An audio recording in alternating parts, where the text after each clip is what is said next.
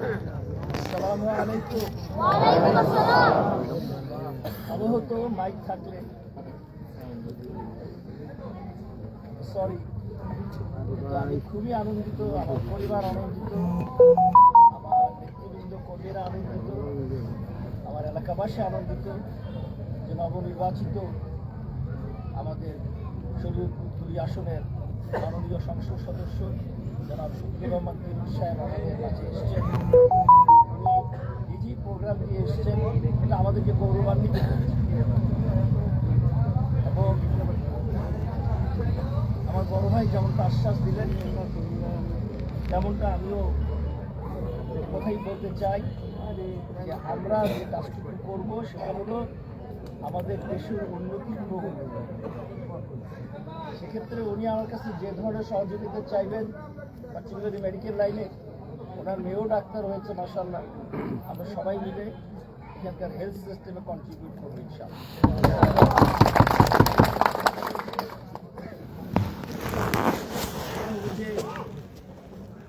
আমার মনে হয় বাংলাদেশে এরকম আর দ্বিতীয় এক্সাম্পল এটা আমার আর কিরণ ভাইয়ের মধ্যে হয়েছে। যতবারই আমরা একসাথে হয়েছি আমরা সৌহার্দ্যপূর্ণ পরিবেশে ছিলাম, তাই না? যতবারই আমরা একসাথে হয়েছি আমি বলবো ওনার অনেক বড় উদারতা। উনি যে আজকে এসছেন, ওনার আসাতে এখানে কোনো জরুরি বিষয় ছিল না। প্রতিদ্বন্দ্বী বাড়িতে যেতে হবে এমন তো কোনো আইন নাই। এবং আমি নিশ্চিত কিরণ সাহেবের সাথে আমার যেটুকু যেখানে যতবার দেখা হয়েছে তাতে করে যতটা সৌহার্দ্য পরিবেশ তৈরি হয়েছে, এমনকি কিছুটা উত্তেজনার মুহূর্তে উনি আগবাড়িয়ে আমাকে গাড়িতে তুলে দিয়েছেন, আপনি সেই দৃশ্যও দেখেছেন। আমি কৃতজ্ঞতার সাথে সবকিছুকে স্মরণ করছি এবং আমি চাইবো আমার যতটুকু সুযোগ আছে আমি ততটুকু প্রতিদান।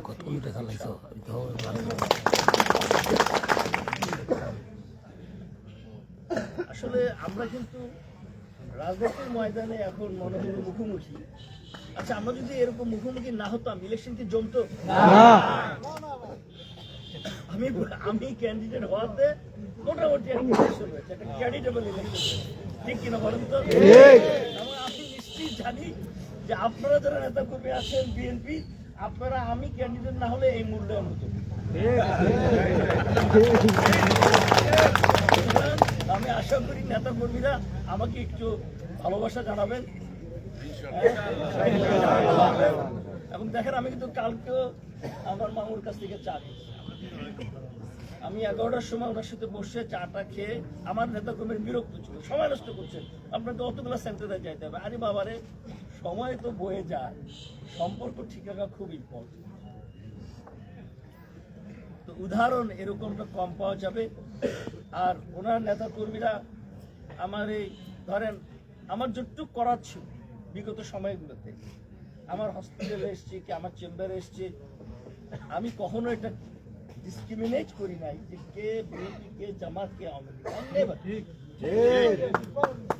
আমি কখনোই করিনি। আমার যেটা দেওয়ার আমি সেটা দিয়েছি। একইভাবে আমিও মাঝে মধ্যে কিছু বিপদে পড়েছি, হসপিটালের বিশেষ বিপদে পড়েছি, কিরণ ভাইয়ের কাছে ছুটে গেছি সলভ নেওয়ার জন্য, উনি সেটা সলভ পক্ষেরই। আর ওনার ইলেকশন গুলোতে আমি ছিলাম, এর আগে অতীত ইলেকশন আমি ছিলাম, এবার বলছি যে আচ্ছা ভাই ছিলাম এইটা আমার। তো আমি মনে করি ইনশাআল্লাহ এই স্তরের মানুষ সবাই সবাইকে চিনি, সবাই সবার বুঝি আত্মীয় স্বজন, কে কার বিরুদ্ধে চড়াও হবে। আশা করি আমরা সবাই মিলেমিশে থাকবো ইনশাআল্লাহ, সবাই মিলেমিশে থাকবো এবং আমরা একসাথে কাজ করবো for the development of this area. এই এলাকার উন্নতির জন্য আমরা আমার যদি কোনো এক্সপার্টাইজ থাকে আমি এটা কন্ট্রিবিউট করবো, উনি সেটা দিবেন আমার কাছ থেকে। আমারও কোনো হেল্প থাকে আমি ভাইয়ের কাছ থেকে দিব। আপনাদের কাছে আপনারা সবাই এসছেন, আপনাদের সকলকে শুভকামনা জানিয়ে আপনাদের আগামী দিনগুলো বছরটা ভালো হোক, আপনাদের সবার পরিবার এবং ব্যক্তিগত জীবনটা ভালো থাকুক, এই শুভকামনা করে শেষ করছি। আমি এখন অনুরোধ করছি আমার সম্মানিত অতিথিকে কিছু বলার জন্য।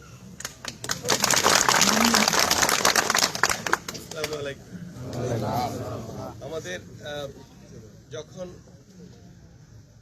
আমাদের মাহমুদ ভাইয়ের নমিনেশন পেপারটা ঘোষণা হলো তখনই বুঝে নিয়েছি একটা ভদ্রলোকই নির্বাচন করবে। এটা আমি অনেক জায়গায় বলেছি যে একটা ভদ্রলোককে নমিনেশন দেওয়া হয়েছে এবং আমরা কিন্তু বংশীয় লোক এবং ভদ্রলোক নির্বাচন সুন্দর মতো করা যাবে। বংশীয় এবং ভদ্রলোকটা কখনো একটা লেভেল পর্যন্ত নিচে নামতে পারে, এরপর ব্লাডের অস্তিত্বের কারণে অতটুকু নিচে নামে। ঠিক আমরা বাঘ বিতনটা জড়াতে পারি একটা লেভেল পর্যন্ত আর জড়াবো না, তখন ব্লাড টপ, রক্ত কথা বলবে।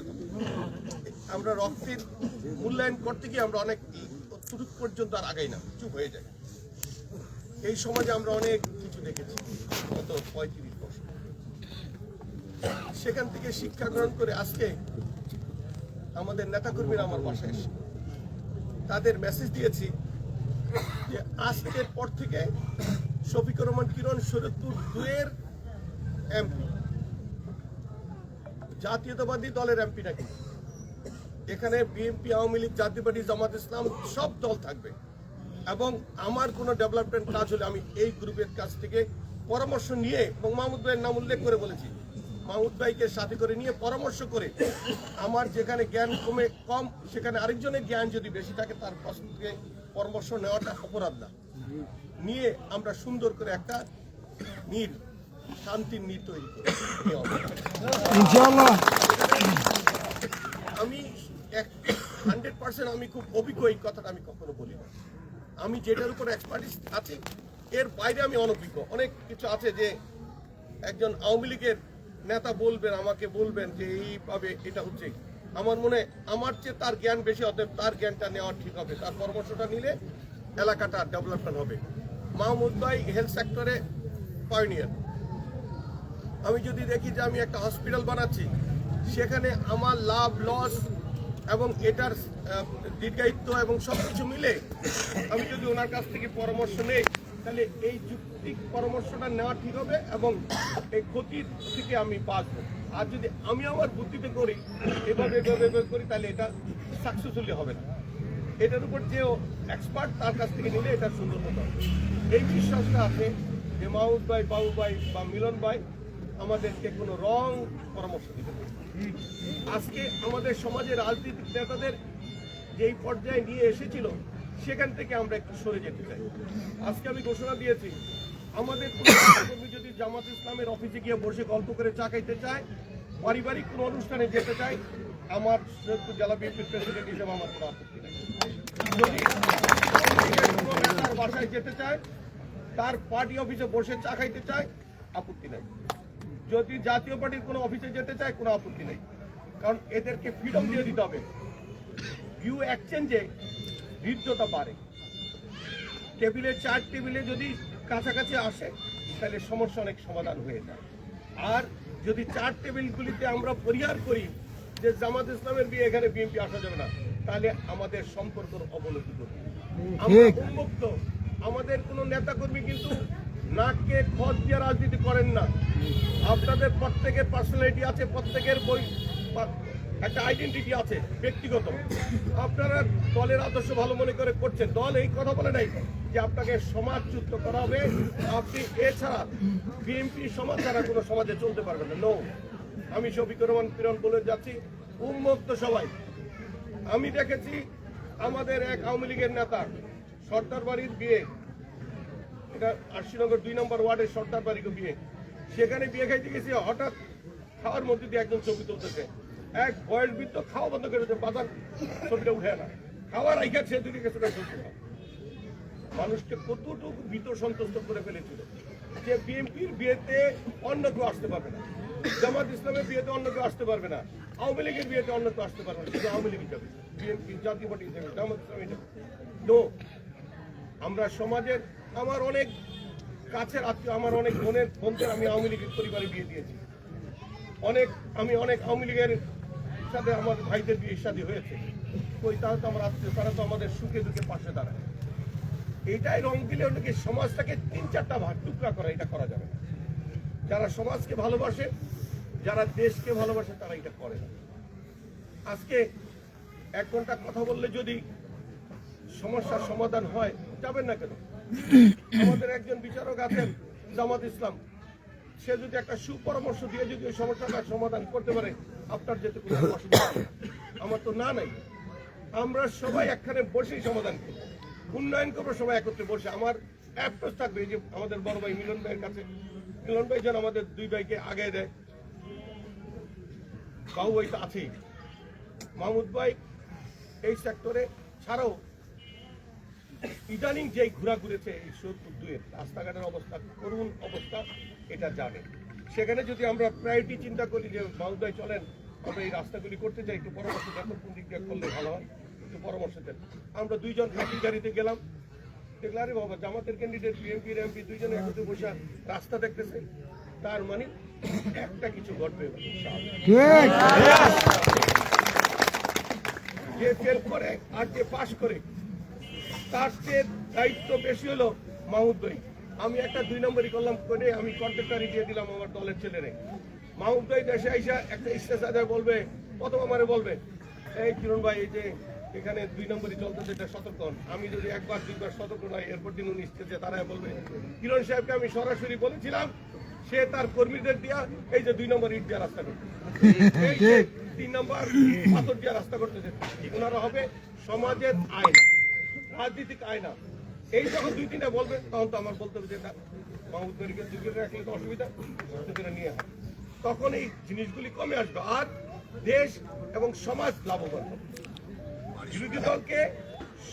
বিরোধী দলকে সবসময় স্ট্রংলি রাখা, এটা গণতান্ত্রিক প্রাতিষ্ঠানিক রূপ দেওয়া, তাহলে সমাজে ঝাই ঝামেলা কম হবে, সমাজ একটা চেকপোস্টের মতো থাকতে হবে।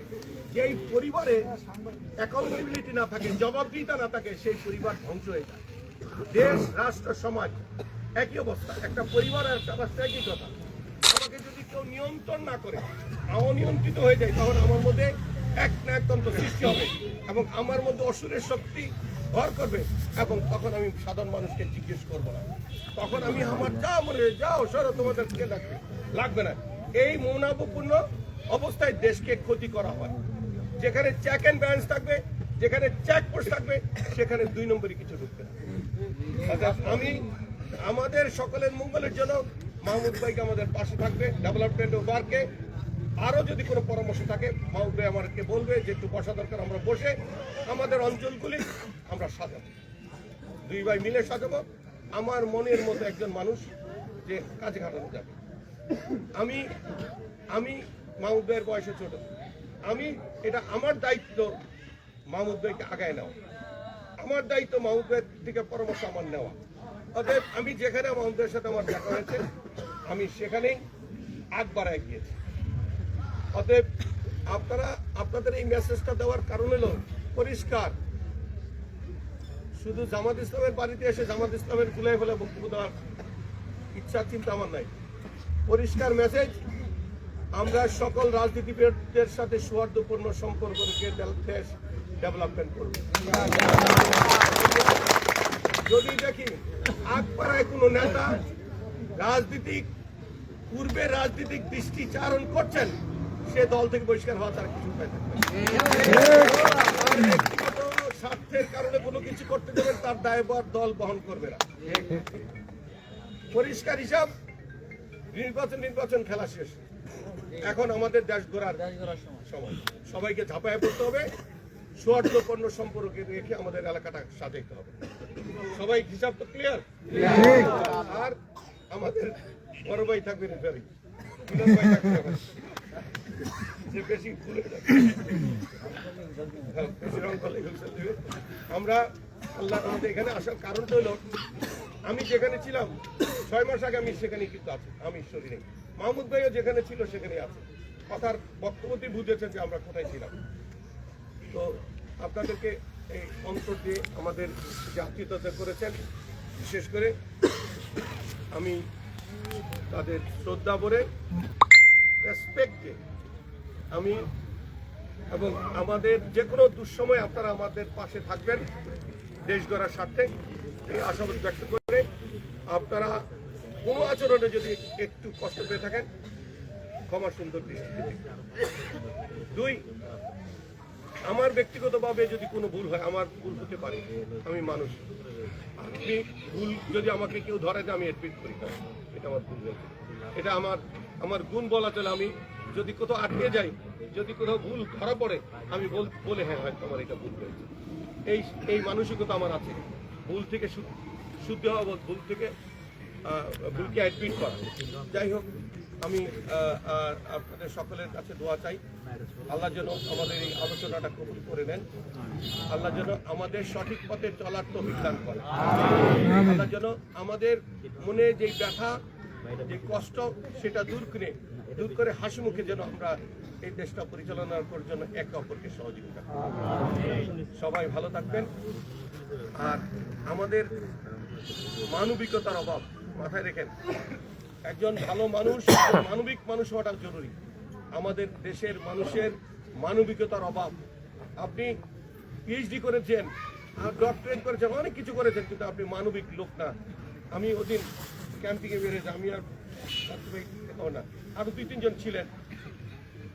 আমরা যাচ্ছি কাপ্তিপুরের দিকে, হঠাৎ দিকে একটা বাচ্চা ছেলে স্কুল থেকে ব্যাগ নিয়ে চালায় আসতেছে। একটা ওই যে কি চলে যে টলির মতো, মসিবনের মধ্যে ইট দিয়ে যাচ্ছে, তো গাড়িটা জ্যাম দেখে দাঁড়ায় আছে। তার পাশের ড্রাইভার কি করলো, ছেলেটা একদম কোমর বড় একটা লাঠিটা নিচে ফেলাইছে। এই ছেলেটা ওই যে পিলার গুলি আছে এখানে বাড়ি খেতে পারতো, পুষ্করিতে পরে যেতে পারতো, কিচ্ছু করে নাই, কোনো অপরাধ করে নাই ছেলেটা, জাস্ট কোমরের মধ্যে একটা লাঠি দিয়ে সাইকেলটা সব। এটা আমি আর টেম্পার রাখতে না, গাড়ি থেকে থাপ করে নেই, আমি থাপ করছি। তুমি এই ছেলেটাকে মারলা কেন? সে কোনো অপরাধ করেছে? এই তো সমাজে আমার চোখে পড়েছে, কিন্তু চোখে না পড়ার অনেক অমানবিক হচ্ছে। আমাদের মানবিক হতে হবে, মানবিক কর্মী, মানবিক নেতা, মানবিক ঘরের কর্তা হলে জান্নাতের কাছাকাছি যাওয়া যায়। অমানবিক হয়ে 5 ওয়াক্ত নামাজ পড়লেন আর মানুষের দুঃখে নিজেকে ভাসালেন না, নিজেকে কাছে নিলেন না, আপনি জান্নাত খুঁজে পাবেন না। মানবিক লোকরা নিয়ম নীতি মেনে, আল্লাহ প্রেরিত কোরআন পড়ে, নিয়ম নীতি মেনে 5 ওয়াক্ত নামাজ, হারাম হালাল বেঁচে খেয়ে, অন্যের ক্ষতি না করে, মানবিকতা রেখে আল্লাহর রহমতে জান্নাত। এখন আপনি মানুষের গুতাইবেন আর জান্নাত করতে হবে না। মানবিকতা থাকতে হবে, মানুষের চর্তব্য থাকতে হবে। যাই হোক, আমি আর বলবো না। আপনাদের সবাইকে অভিনন্দন। এবং আজকে থেকে আমরা সকলে যারা নির্বাচন করেছি তাদের প্রতি আমার নির্দেশ আছে, জেলা বিএনপির প্রেসিডেন্ট, এবং আমি যেহেতু গতকালকে রাত্রে আমাকে ঘোষণা দিয়েছে এমপি হিসেবে, আমার দল এবং দলের বাইরে সকলকে অনুরোধ করছি, আজকের পর থেকে আমরা আর দুই না, আমরা সব এক, এলাকার উন্নয়ন সবার জায়গা অনুযায়ী রেসপেক্ট দিবেন, এই আশা ব্যক্ত করে সবাইকে শুভেচ্ছা জানিয়ে, মিলন ভাইকে সালাম জানিয়ে, বাবু ভাইকে সালাম জানিয়ে, বাবু ভাইকে সাথে পাবো এই আশাবাদ ব্যক্ত করে আমাদের হাত ধন্যবাদ। আসসালামু আলাইকুম। আমার একটা টেলিফোন নাম্বার, আপনারা কি লিখবেন? আমার নাম্বারটা একটু লিখেন আপনারা, 01711 একটু নাম্বারটা নিয়ে নিন, যাদের কোনো সমস্যা হবে। 891957 01711 891957 01711 এটা আমার পার্সোনাল নাম্বার, এই একটাই আমার নাম্বার। আপনারা জামাতের কোনো সদস্য, জামাতের বাইরের কোনো লোক, সাধারণ লোক, নিরীহ লোক যদি আমার নেতা কর্মীদের দেওয়া কোনো আক্রান্ত হন, আমাকে শুধু একটু বাংলায় টাইপ করে দিয়ে দেবেন। কারণ অনেক সময় আমি মিটিংয়ে থাকি, আপনার ভয়েস মেসেজটা আমি শুনতে পারি না। আমাকে টাইপ করে যদি পাঠান, আমি তাৎক্ষণিক অ্যাকশন নিয়ে নিব। অন্যায়কারীর আশ্রয়স্থল সমীকরণ কিরণ, কোনো অন্যায়কারীর আশ্রয়স্থল সমীকরণ কিরণের জায়গা নয়। আর আজকে থেকে কোনো অবস্থাতে আমাদের ছাত্র শিবিরের লোকেরা, আমাদের জামাতের লোকেরা ফ্রিডম আসা যাওয়া করবে, কোনো অবস্থাতে কি খবর এই সূত্র দিয়ে কেউ কথা বলবে। অহংকার পতনের মূল মাথায় রাখবেন। আল্লাহ দিয়েছে, আল্লাহ ছিনিয়ে নিতে বেশিক্ষণ লাগে না, এটা বিশ্বাস করে চলবেন। যদি মনে করেন পেয়ে গেছেন আর অহংকার করেন, আপনার মাইনাস হতে লাগবে কিন্তু। আর যদি আদবের সহিত ডেকে বুকে নিয়ে চলতে থাকেন, আল্লাহ আরো বাড়াই দেবে। ঠিক। ঠিক আছে, এটা মাথায় রাখবে যে এই আচরণগুলি করবেন। আমি ধরুন নিব সে দলের শত্রু এবং আমার ভালো কাজটা তার বুকে জ্বলতেছে, তার ভালো লাগে না, সে কিরণের ক্ষতি করতে চায়। এরকম একটা সৌহার্দ্যপূর্ণ সম্পর্কে যদি কেউ বাটা ধরাইতে চান, সে আমাদের উভয়ের শত্রু, মনে রাখতে হবে। সবাইকে ধন্যবাদ। আর ভাইয়ার বলার কিছু আছে? সুন্দর কথা। আসসালামু আলাইকুম। ধন্যবাদ।